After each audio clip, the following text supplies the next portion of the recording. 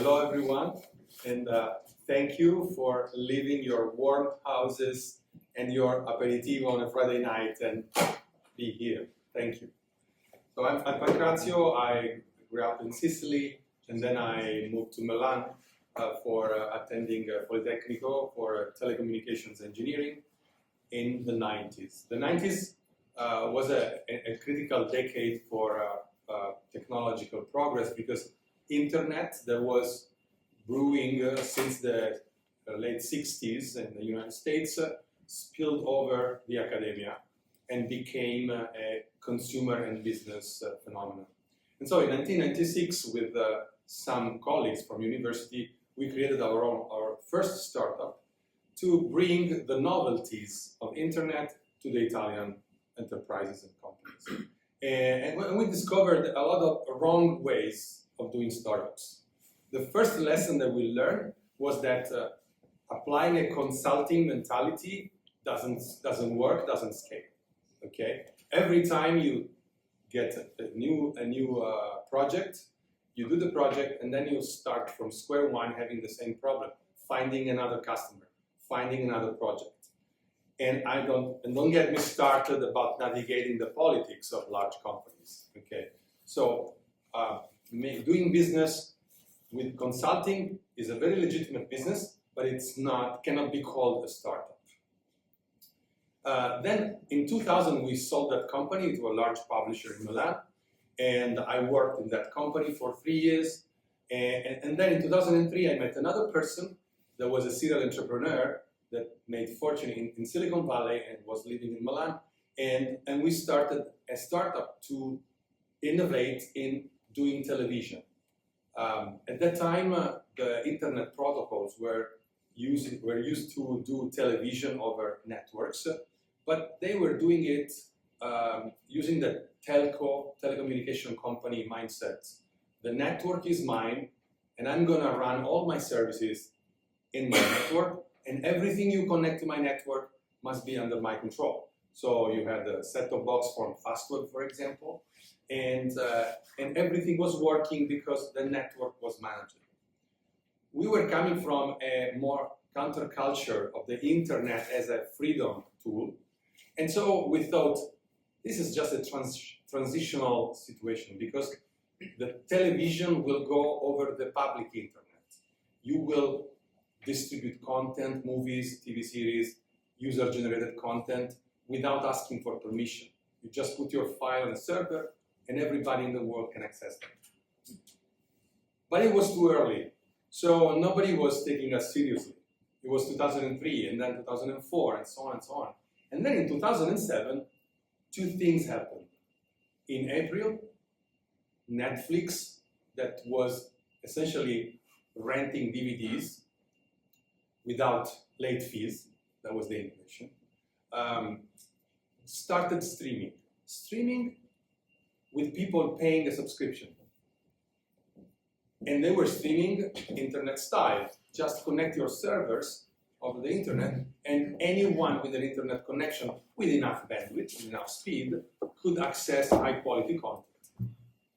In December, BBC, the largest and most respected broadcaster in the world, started iPlayer, essentially taking the whole archive of BBC over the internet for free without any access control. Anyone could access that. This started the big movement of over-the-top television.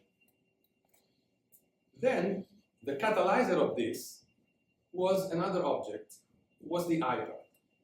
You can see the iPad as a TV connected to Wi-Fi. That was a device that was not controlled by the telco and that people wanted to use to watch content. And then using the PC, and then using the iPhone, and so on and so forth. And so all the companies that were doing television over IP, not over internet, realized that they needed something else to continue making business where people wanted to watch content. And so finally, they recognized our work and other pioneer companies too around the world.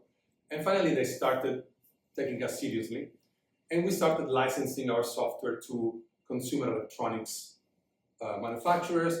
They put our software in their devices and started selling it at Media World and other chains. And slowly we took momentum and started getting some cash. And then in 2011, the company that Fabrizio mentioned, there was a leader in providing software to make television over IP, over controlled networks, realized that they couldn't develop everything in-house. And so they acquired us, not only for our software, but mainly for our mindset of developing software over a network you can't control. And also declining the user experience for the typical usage of the device you're using, and not just imposing a user experience from top down as telcos used to do. And in my life, two things happened. The first was I got invited to join them and to move from Milan to California, and got a visa to stay there. That was the huge thing. But the second interesting thing that was not predictable was that they told me, you did a good job as a technical guy in leading the team and writing the software and doing things, but we think you could be more useful to us in the capacity of product manager. And that was a role I never heard of. So I asked them, I don't know what a product manager does. They said, don't worry, we're going to teach you. And they did. So I learned what product management is. And it's essentially working with software developers, designers, business people, customers, in figuring out what we should build and why, and what impact that could have to our customers, so they will get value from that. And then driving the team into prioritizing those things and doing them in the right order. And the big lesson was that if you fall in love with a solution and with the technology and building things, you are destined to fail, 100%. Because the probability to throw a dart and even touch the bullseye, not just getting the center, is very, very, very, very low. It's near to zero. And so I learned that falling in love with the problem is actually the mindset that makes you do the right choices, and also ignite the key thing that you will see is the Silicon Valley. One of the key tenets of Silicon Valley is considering failure as a key part of the learning process. And learning is at the center of this. So let's start with an anecdote. I just learned that in Italy, 85% of the companies, registered companies, are family owned. So they are not large chains owned by private equity banks or public ownership like stock exchange. And there are almost 12,000 family businesses with a revenue above 20 million euros. This was actually, for me, the stunning, I triple checked it, okay? This is coming from Perplexity, but I triple checked the sources. Perplexity is a new search engine that uses artificial intelligence to read a lot of web pages in a fraction of a second and give you a rundown that you can read in 30 seconds and understand the basics that you are searching for, and then giving you the pointers to read the sources and learn and drive your attention and your time to what is really worth reading. The third data point that was stunning to me is that 70% of the workforce in Italy, okay, we are talking about 20 million and more people working, is in this 12,000 companies. Okay, so this is in this 85% of companies. So essentially, we can say that Italy is a country of entrepreneurs. Okay, technically speaking, because they are not employees of a large company. They created the company and they create jobs for people. So let's take a look at on the other side, Silicon Valley. Okay, I chose this picture because it's the most iconic and most also recent building is where Apple moved a few years ago as the new headquarters. And something that I continuously hear from people coming there and asking me about the Silicon Valley, there is a myth where Silicon Valley is just a bunch of big tech companies, endless venture capital, and quick success. This is a myth for a simple reason. Silicon Valley is also a business ecosystem, okay? Capital, entrepreneurs, board members that are cross-fertilizing different boards and investors, and so they have to perpetuate this model. And they do marketing, okay? They market this system. And the marketing of Silicon Valley is essentially based on one thing: the narrative of the winners narrated after they succeed, okay? So everything we hear from the usual channels is essentially a story of success that is written and adapted after the success happened, okay? Almost nobody is telling you what's happening. There is a movement of developing in public, which is essentially a marketing strategy where you start with your idea and everything you do and decide and push out is done in public, okay? They develop a new feature in public, and then they say, we developed that new feature and nobody used it. So we are unshipping that feature.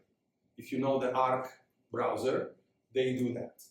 Sometimes they unship, so they withdraw a feature that they released. This means that they are actually doing a write-off of all the time spent in writing the code, saying this feature really didn't deliver any value to anyone. But in general, the marketing strategy is to tell successful stories by omitting bad stuff or using bad events in a sense of I fell and then I went back up. Okay.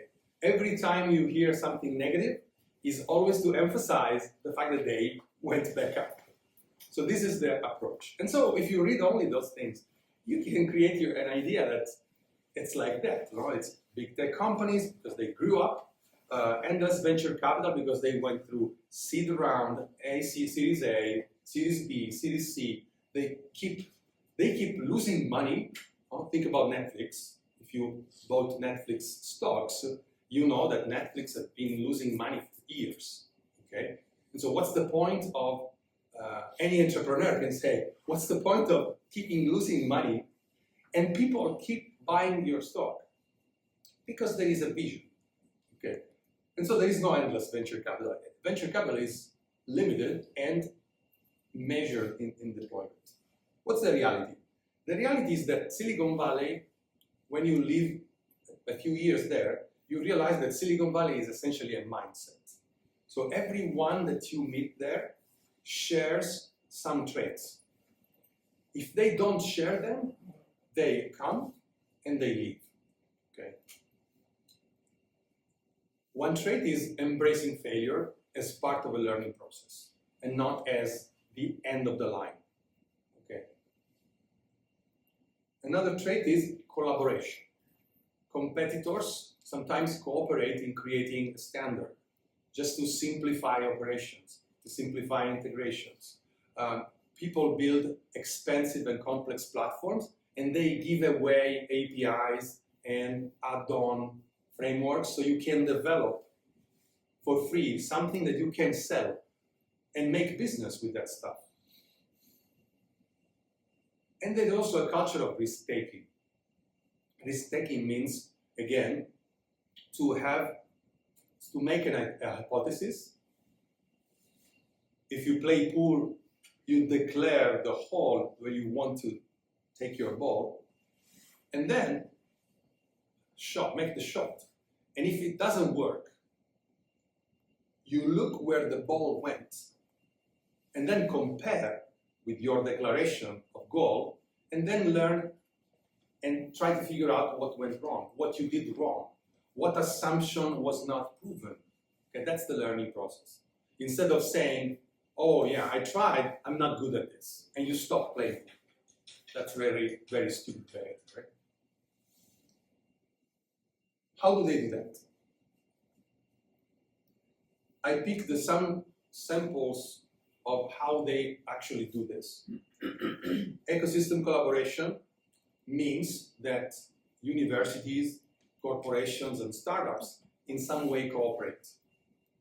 Corporations sometimes work together with universities, transferring patents in a very lean licensing approach. So universities don't make it difficult for corporations to use the fruits of research, because the arrangements are made in a way that if things go wrong, that's it. But if things go well, the university is gonna benefit from that. And the researchers with the names on the patent will benefit from that. So this collaboration is because there is not jealousy of the product of the work. This is very important. And a small anecdote. When I first went to Silicon Valley, it was 2004, the second year of the new startup. And we started talking to venture capital. And it struck me that the venture capital firms were mostly on the same street, Sandy Hill Road. And then I asked them, why are they here? And the answer is, just turn around and look what's there. That's the campus of Stanford University. Essentially, the thing was, we set our first VC firm here because we were working as researchers or professors, or we were connected to the university, and so we didn't want to waste our time with a lot of driving. And so we started our firm here. And then that became an ecosystem. The second, the third, the fourth firm, and also lawyers, they started renting the space in the same place. And so you have the campus, you have this road, and then on the other side you have venture capital, lawyers, they started at once. Okay? Anything you see in San Francisco is part of the new wave. But historically, Silicon Valley physically is the Santa Clara Valley, Palo Alto, because the Silicon Valley started with military capital, financing research on electronics. And then when electronics moved from the vacuum tube to silicon, that was the inflection point. Okay. So the Silicon Valley started with essentially military projects as internet too. The risk culture can be synthesized in just one statement. Failure is considered part of a learning process. Only if you declare your hypothesis and your assumptions before doing an experiment. Okay, because trying to explain things after the fact, if you didn't set any expectation, you will be tempted to shape the narrative to justify the failure, okay? In the positive case. In the negative case, you will give up. And so the big lesson for me was, you have to actually produce continuously ideas for experiments, and it took me some time to learn how to frame them in a brave way so that people could join and try the things together. And this is how, for example, you can find your co-founders. Okay, you have an idea, you see something in the market, you see an opportunity, and the first person you have to sell it to is your co-founder. And then your early engineers, your early employees, because they are leaving a well-paid job with job security to come and work with you. So you have to, the motivation is not financial for the because you cannot give a salary that is competitive, but you have to sell the vision, and you have to sell also how sexy the idea is in terms of solving the problem. There is an interesting name for a VC fund that is called HVF. It stands for hard, valuable, and fun, which can synthesize the three attributes that you really want to find in a challenge like this. You want to be hard to solve because that hardness will protect you from competitors trying to do the same thing. It should be valuable because will create demand in someone that says, I want that because it's good for me, I want it, it's valuable for me. And it should be fun because it's hard and it takes a lot of time. You have to the passion and the involvement in keep doing it and keep iterating. So if it's not fun, it's very hard to stay in this failure and learning process because it's very taxing on your energy and morale. And the third thing is have a global ambition. This is maybe the polar star that makes the two things to happen. You manage this cycle of failure and learning, and universities and corporations and startups work together because the goal is very ambitious. So we are talking about products and services designed for the world, for global adoption, not just the local market.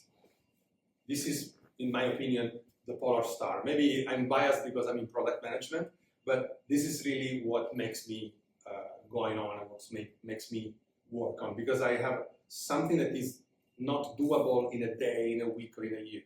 It takes a lot of time. But with the risk culture, I can focus on making progress. So, a question for you. Of this list, what do you think is the most difficult element of the culture to replicate in Italy? Pick one. Failure equals risk culture. Why? culture, education. In Italy, if someone it's failed, it's fallito. It's just It's a finished. cultural bias. You know. We use the same word. We don't have another word for this type of failure. Yeah. We don't have words like setback. We don't have words to nuance the thing. So fallire, fail, is strongly attracted by that main significance. Yes, I think I agree with you. And maybe also the global ambition. Maybe also university working in corporations. Yeah. Instruction. Yeah. All of them. That's a structural thing. That's a structural thing. It's very hard to find a university with a technology transfer office that really works. This is not so true, basically. You have some examples that in Italy. Yeah, Since, it's very hard. But yes. And that's an interesting thing, because why don't we take the best ones and create an education channel so they can teach everyone how to make a TTO work, a technology transfer office work. That's an action. So this means that this first thing can be improved. But also global ambition. One thing that I helped more than 400 startups in this 13 years. And one thing I discovered, a pattern I discovered, is that companies starting from Italy, 80% of them, 8 out of 10, consider Italy a market. And that's a big, big mistake. It's a big misunderstanding. Italy is just a nation, is a country, it's not a market. And Europe is a hodgepodge of different markets. Is not really addressable with an easy go-to-market strategy. Instead, think about the United States. They have one thing in common, which is the English language, for example. And most of the people grow up into a homogeneous set of traditions, at least at school, TV programs, TV content that shapes the mindset and gives people commonalities so they can live their own culture, because America is also a melting pot of cultures, from Latino to many others. But they have in common the language. When you observe kids, they have in common the language, and they have in common some folk elements that come essentially from television first, and now from social media. And so, if you want to experiment with the product, you have 100 million households, 300 million people, but 100 million households, which is a more interesting unit. In Italy, we have 24 million households. You have 100 million households, and most of them share some elements of the culture.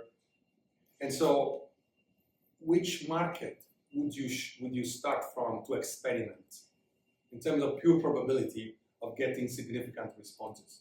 Of course, it's a homogeneous market, okay, apparently homogeneous, but that's always better. And think about Facebook in the first early years.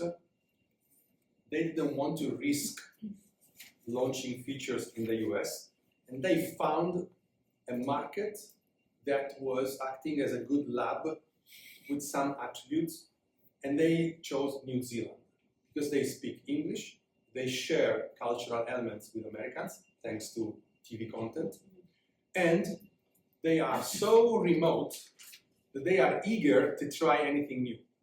So they are very keen to try new things. This is another trait I learned over time comparing market research from Italy and the United States. In the United States, people are more keen, including in business, not just consumers, they are more keen to try something new if the promise, which is the value proposition, is aligned with their needs. So America is also better in terms of resistance into trying something new. And that's why we have the freemium model, okay? Even if you give something for free, people have to invest their time, attention, they have to trust, they have to upload information, and so it's not really free. So the key differentiator, because you can think the price is zero, we should have the same response from the two sets of people. But in reality, the difference comes from the attitude to try new things. And America, again, wins on that. And New Zealand is more than America. Let's see the strengths of Italy. So I just put here 3, and I would like you to tell me more about that. For sure, we have our cultural heritage, design, fashion, luxury, cuisine, recognized globally. So Italy has a very strong brand in certain aspects, but for sure, we can't say that Italy doesn't have credit around the world, okay? So when you come with the Italy brand, in some way, you can have a positive reading of this that says, oh, you come from a very creative and prolific culture and country, so I want to listen to you. On the negative side, sometimes people think you come from strengths in design, fashion, luxury, and cuisine, and that's it. So if you come with a great idea in space technology or in materials, maybe you don't get the credit. But in general, my experience is that Italy, the bright side of the brand, usually is more helpful than not. So Italy has this as a concrete asset. The other one is high quality craftsmanship. So Italy is at the top in the world for ability to craft things or to design machines to craft high quality things. Indeed, we have many companies in the north of Italy that create critical components for manufacturers in Germany. But Germany has the ownership of the brands and the products. Italy is enabling them with high quality components. it's an interesting piece of data that I learned a few years ago is that from their perspective, from the perspective of the German companies, Italy is not seen as the low-cost labor. That is the narrative that everybody says. Italy is seen as a very strong set of districts where that culture is hard to replicate, and so they use that quality to enable their uniqueness in products. So this is very important because until then I thought that Italy was just low-cost labor, but it's not like that. Because low-cost labor usually is fungible. You can replace people, okay?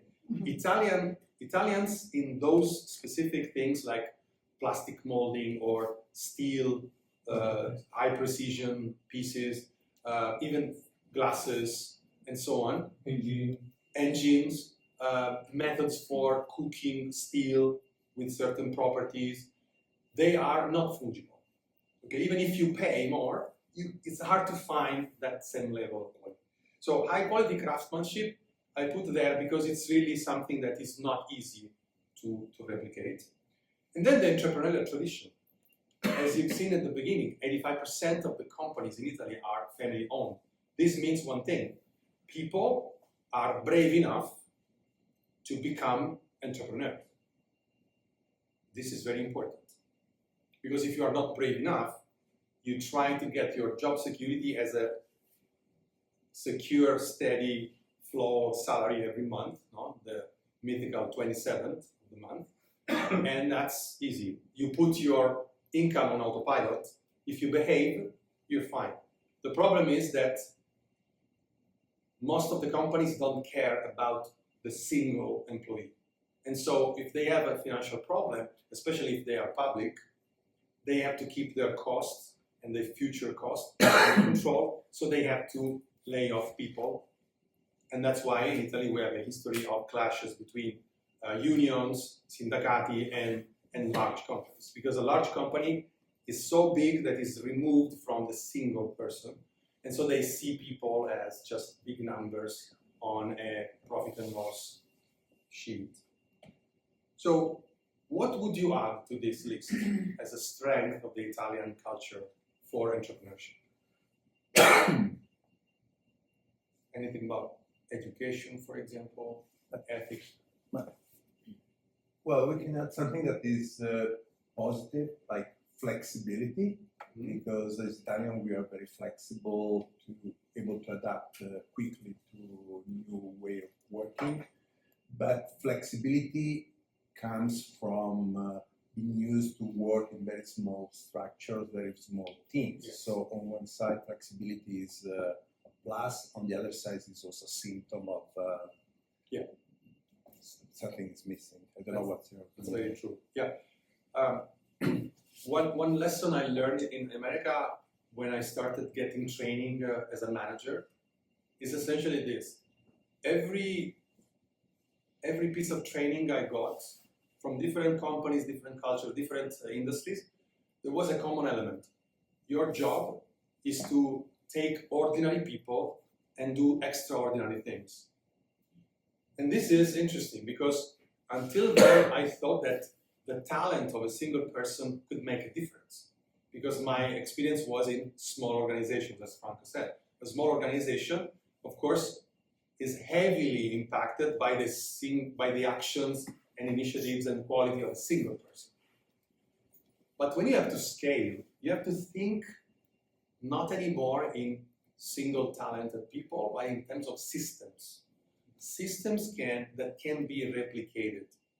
For example, in the life cycle of a startup, when you go to investors and you are at the beginning of your journey, like you have a story, you have a market insight, you have your own background, your own successes and track record as a founder.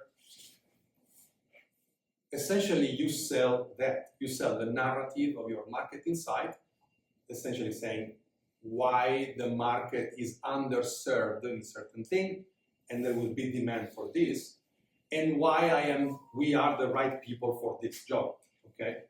Because of our skills and background. And that sells very well. They give you the money. When you go for a Series A, that's a completely different story. The story and the people start fading away. And the only thing that will make you get into a second meeting and start the due diligence process for the Series A funding is the fact that you are already capable of selling, usually the founders being in charge of selling at that point, but you show signs of replicability. So those sales are slow, are inefficient, are hard to do, but they happen, and they are in some way similar, okay? So essentially the message that arrives to the investor is, this is what we managed to do with our own limited forces. Think about what we can do with your money. Because the idea of the money is, we always think, oh, we need money, but money is fungible. Money is a commodity. Money from him and money from him, for me, is the same. I don't care. I just need that money, okay? So it's fungible.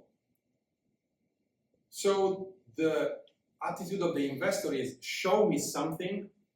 In America, we say, just add water. It's like liofilizzati, you know?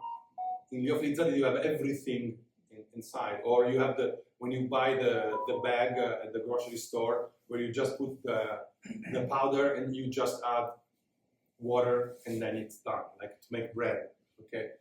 Just add water. For them, it's just add money, because you founders already did everything slowly, inefficient. You should hire people, but you don't have the money to hire people to replicate that. But it's ready to be replicated. They say it's ready to scale, okay? At that point, you can't ever say, I need talented people, special people. You need to have a recipe for hiring. You should tell someone, says, hey, find me 10 people with these characteristics. And then you train them. You do sales enablement.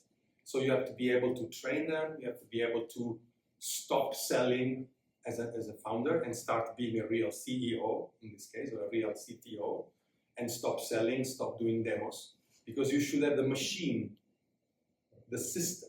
And so thinking in systems is the other strong message, strong lesson I learned there.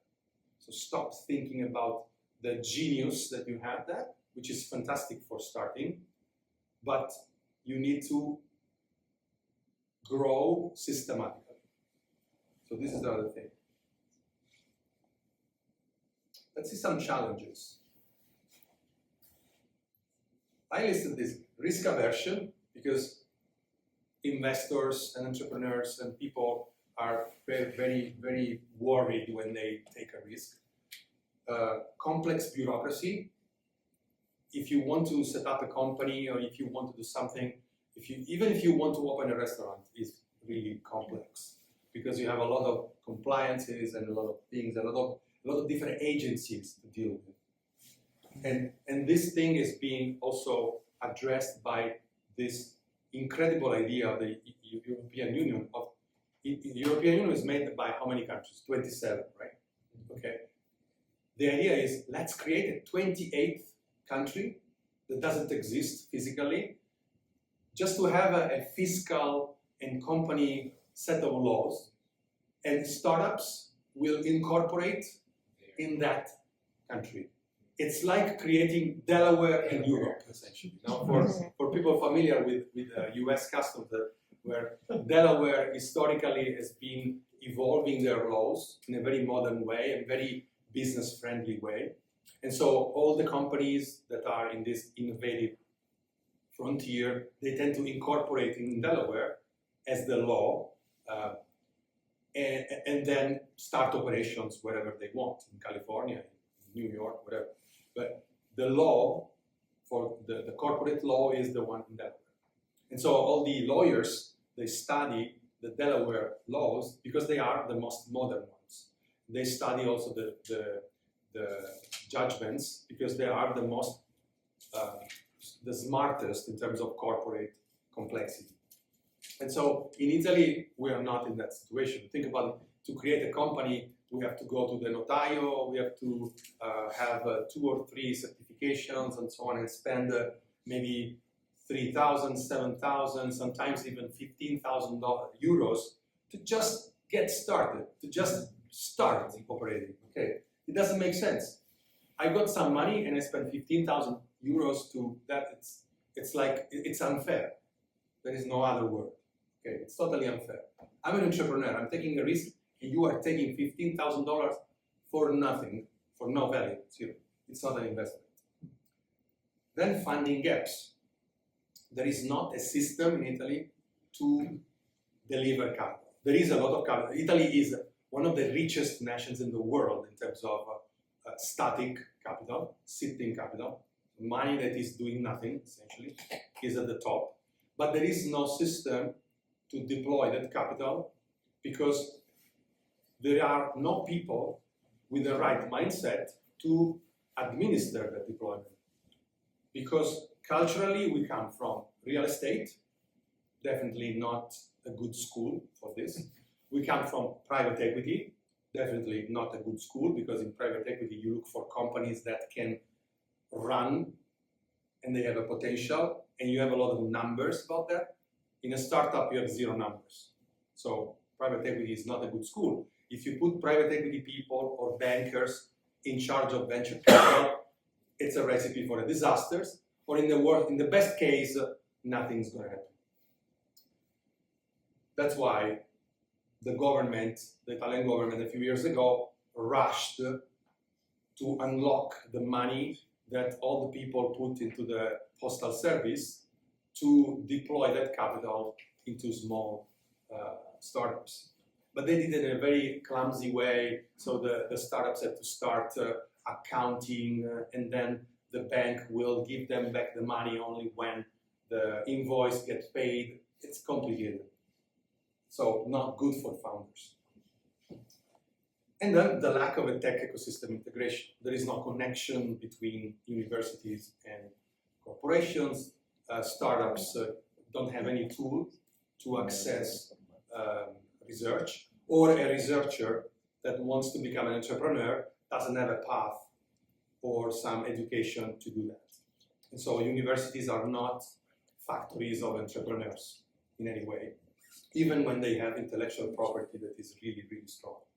In Italy, we are great at producing intellectual property. So we can't say we don't have patents or we don't have research to do things. We have. Would you like to add anything to this list about the challenges? What is holding us back? It's late. It's almost late. Good.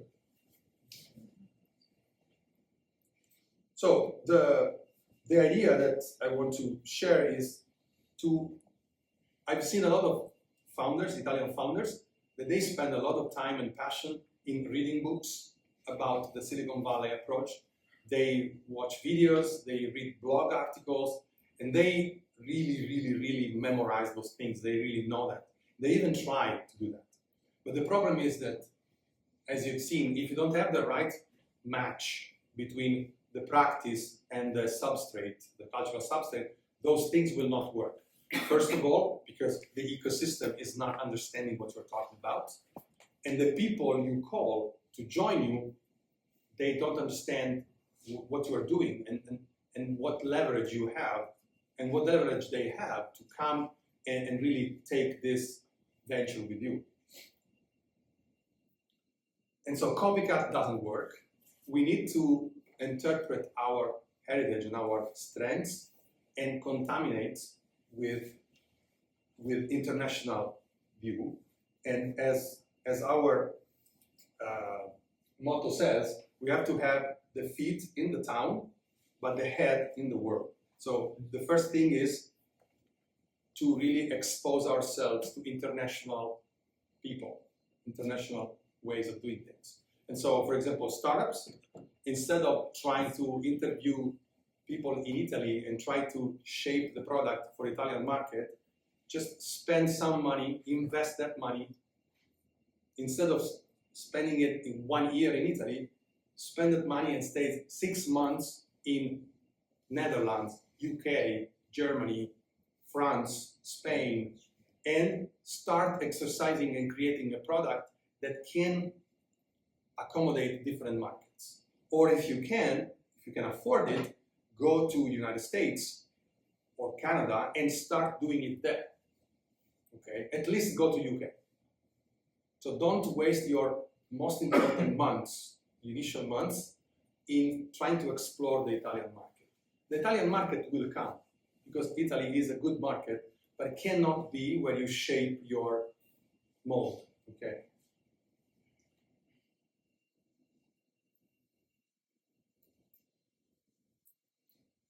In terms of drivers, of course, investing in a diverse team is very important. It's very, very important. So you can't find people like you. You have to find people better than you, that's another story, but you have to find people that can contribute something that you cannot do. So it's very important to do this. And leverage remote work. Take an easy jet or a Ryanair flight, go meet with the people every 2-3 months, but really get the best you can get with the money you have. Don't just look around you in Italy, okay? Or just look around in Lombardia. Just think about the right person is not just one arm away. Can be anywhere. One personal advice, don't play around with time zones because that kills you, but stay within 3 time zones difference, not more than that.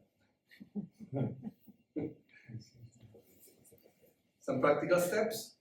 Define clear innovation goals.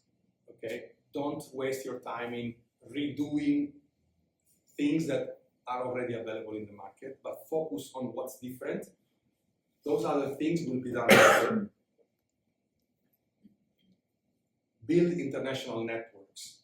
Spend your time in trade shows, events outside of your country. Okay, that's very important. And adopt agile practices. Don't try to plan everything beforehand, but set small milestones that can be achieved in a few weeks. If it is software, or if it is medical technology or biotech, try to understand what's the right timeline compatible with that. For example, a startup I follow in medtech, they deal with a lot of very long processes in testing things with clinical trials, but they have a side activities where they work with surgeons and other things to create validation. So they are not waiting for the clinical trial to go on by itself. That's a necessary part. But they are iterating where they can do it directly with hospitals, directly with surgeons, and to find them, they went to Boston, they went to London, they went to Milano. So you have to sort the people you want to talk to in order of readiness. If someone is making with you many meetings, just put them on pause, okay? Because you cannot afford a long sales cycle. You need to achieve milestones very quickly and show progress. So prioritize people and institutions that can give you decisions in a short time. Use it as a qualification criteria. If someone is slow, put them on pause in the after partner. Next year we will work with them, but go on very quickly. Okay, so prioritize speed. And then educate and empower employees. Don't hire people for their skills. Hire them for their attitude and their ability to learn new things. Okay, it's very tempting to say, I need a developer with this skill, I need a chemist with this skill, and then you look for that. But if you forget to check for their attitude to manage unplanned situations, accidents, things that don't go as expected, or new things that must be studied, you are boiled. So it's very important to hire for attitude not for skills, because skills can be learned. Attitude, you can't change a person, okay? And so the last thing is innovation, for me, is forging new paths, not copying what has been done by others that succeeded. You have to forge your own path, and you can do it only if you have a vision that is very hard to achieve, and your real task is to understand what are the milestones, and then who can help you to achieve the next one. So once you set the roadmap, forget about everything ahead of that and only focus on the next one. Okay, so always work with two horizons. The long-term horizon for the vision and the complexity you have to tackle to conquer that vision or to make it happen, and then focus on the short-term horizon for execution, and focus all your planning and all your actions only on that. Don't dilute your effort and your energy in doing 2 or 3 things at the same time. Multitasking is a myth, is an illusion. Okay, only focus really can make you make progress. This is my